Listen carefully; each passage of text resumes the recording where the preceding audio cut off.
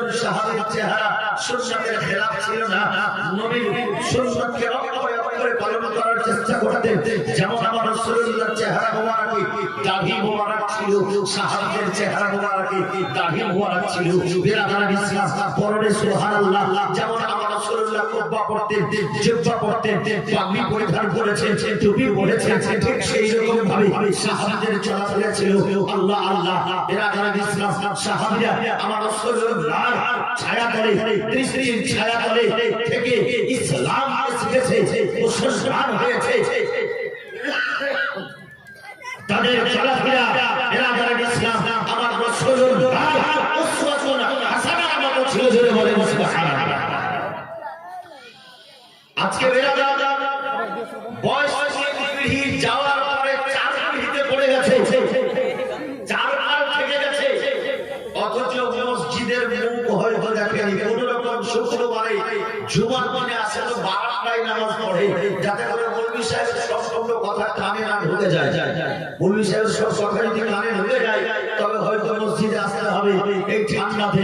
তার জন্য বাবা কি করে বারান্দায় এসে নামাজ পড়ে আর করতে করে শুধু জামাত চলে পালায়। এই বিরাদার ইসলাম। কিন্তু হায়রে মুসলমান, আফসোস, সুবহানাল্লাহ, সাহাবী রাসূল আমার নবীকে কেমন ভালোবাসতেন, ভালোবাসার পরিচয়টার পর্যায়টা দেখেন। আমার রাসূল কায়নাত সাল্লাল্লাহু তাআলা আলাইহি ওয়াসাল্লাম এক সময় হযরত আলী কাররামাল্লাহু ওয়াজহুল কারীমের জান মোবারকে কোল মোবারকে মাথা রেখে আরাম করতে আছেন। আসরের সময় ছিল।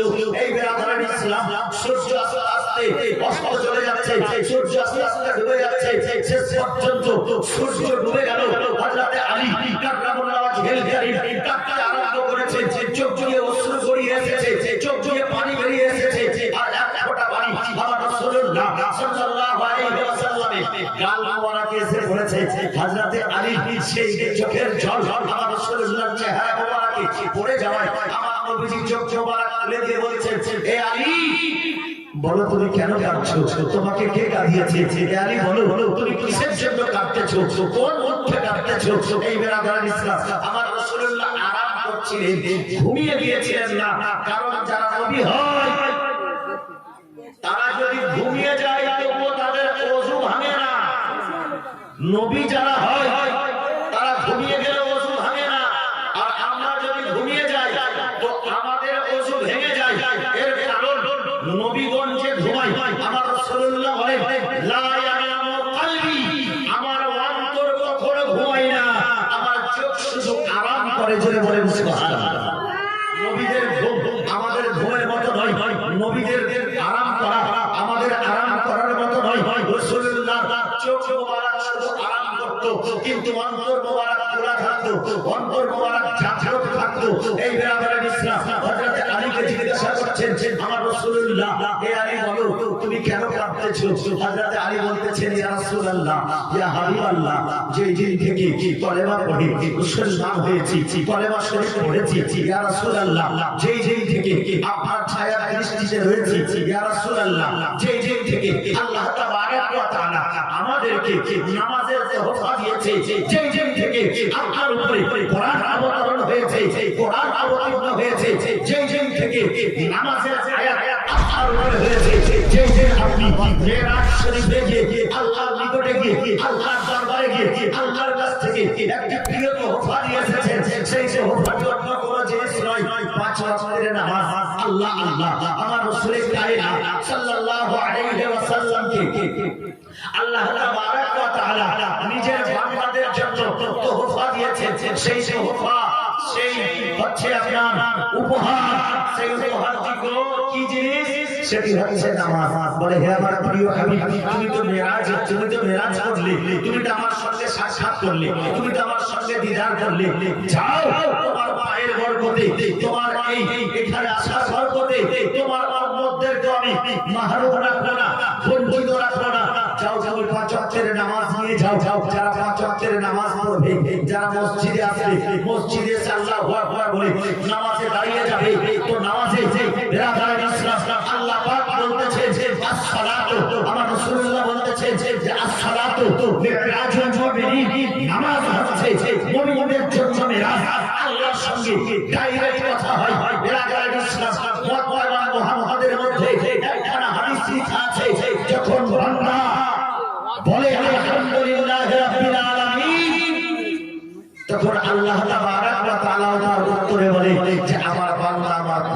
নকশা করেছে। এই বেরাদার ইসলাম এক কথায় পুরো সূরা যে আমরা পড়ে থাকি, সূরা ফাতিহা পড়ে থাকি, পুরো সূরাই আল্লাহ তাবারক ওয়া তাআলা উত্তরে তার বান্দার জন্য উত্তর দিয়ে থাকে। আমাদের কানে কত ক্ষমতা নাই, আমাদের শ্রবণ শক্তি কতটা ক্ষমতা নাই যে আল্লাহর কথাকে, আল্লাহর বাণীকে আমরা শুনতে পারি।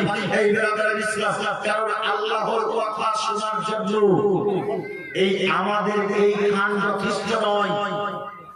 হযরত মুসা কালিমুল্লাহ আলাইহিস সালাম আল্লাহর সঙ্গে ডাইরেক্ট কথা বলতেন। তো মুসা কালিমুল্লাহ যে কথা বলতেন, কিতাবের মধ্যে পাওয়া যায় যে মুসা কালিমুল্লাহকে 10,000 কানের শ্রবণ শক্তি দেওয়া হয়েছিল।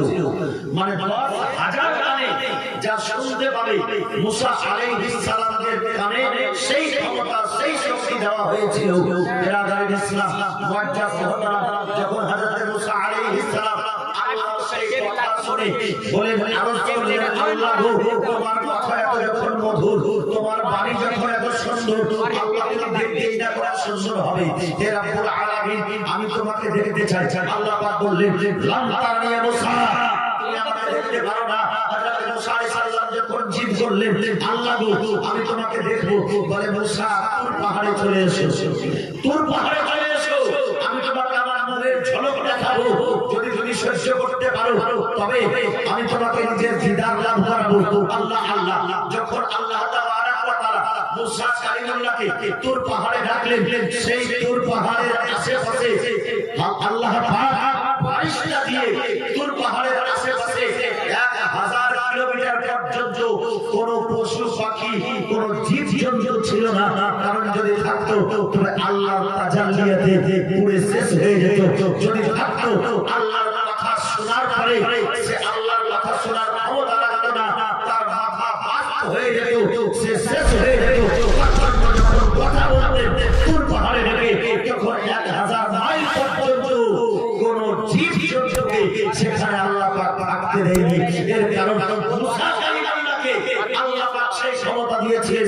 শেষ পর্যন্ত মুসা আলাইহিস সালামকে নূরের তাজাল্লি যখন দেখা হলো, কোরআনের মধ্যে আয়াত আছে, কোরআনে বিবরণ রয়েছে, ফাখাররা মুসা সাইকা, হযরত মুসা আলাইহিস সালাম বেহুশ হয়ে পড়ে গিয়েছিলেন, সহ্য করতে পারেননি। এই বেরাদার ইসলাম, কিন্তু শুধু একটা মাত্র নূরের ঝলক দেখায় হযরত মুসা কালিমুল্লাহ বলেন, কিতাবের মধ্যে পাওয়া যায় যে মুসা কালিমুল্লাহ 1000 কিলোমিটার দূরে চোখের পাওয়ার কত বেড়েছিল আল্লাহর নূরের তাজাল্লি দেখার জন্য।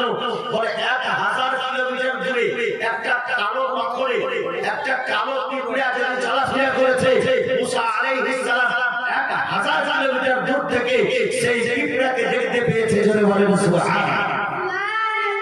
নবীদের পাওয়ার শক্তি থাকে। বেরাদার ইসলাম, বলতেছিলাম হযরত আলী কাররামুল্লাহ ওয়াজহুল কারীম বলতেছেন, ইয়া রাসূলুল্লাহ, ইয়া হাবিবাল্লাহ, সেই মেরাজের রাত্রিতে আল্লাহর সঙ্গে সাক্ষাৎ করে যে তোহফা নিয়েছেন, সেই নামাজ যতদিন থেকে ফরজ হয়েছে ততদিন থেকে আমি আলী আমার নামাজ কখনো কাজা হয়নি। আজকে নামাজ কাজা হয়ে গেল, সূর্য ডুবে গেছে, নবী গো, তার জন্য আমি কাঁদছি। বলে, আলী তুমি নামাজ কাজা আদায় করবে না আদায় করবে? নামাজ নামাজটা তুমি যে সময় আদায় করে তুমি আদা করবে না কাজা করবে? হযরত আলী বলতেছেন, ইয়া রাসূলুল্লাহ, যদি আদা করতে পাই তবে কাজা কেন করব? আমার রাসূলুল্লাহ আলীর সেই কান্না দেখে আমার রাসূলুল্লাহ পশ্চিম দিকে হাত উঠালেন, আঙ্গুলের ইশারা করলেন, ডুবে যাওয়া সূর্য আমার নবীর আঙ্গুলের ইশারায় আবার উঠে গিয়ে আসরের সময় হয়ে গেল। হযরত আলী আসরের নামাজ আদায় করলেন। জোরে বলেন সুবহানাল্লাহ।